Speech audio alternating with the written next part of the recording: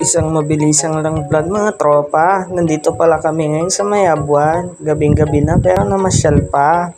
Bigla kasing may nag-aya kasi hindi pa daw siya nakakapunta dito. So ayan na at naglalakad kami. Papunta kami sa may entrance. Nagbayad lang kami saglit ng entrance fee. Pagpasok namin, mapapawaw ka na lang sa sobrang ganda. Ang laki na talaga ng iginanda ng Abuan River. Naglakad-lakad nga lang kami dito. Bawal nga lang daw maligo pag gabi. Pero kung gusto mo lang gumalat magpahangin, abay dito ka na swak dito. Naglakad-lakad muna kami dahil pupunta daw kami sa may view deck.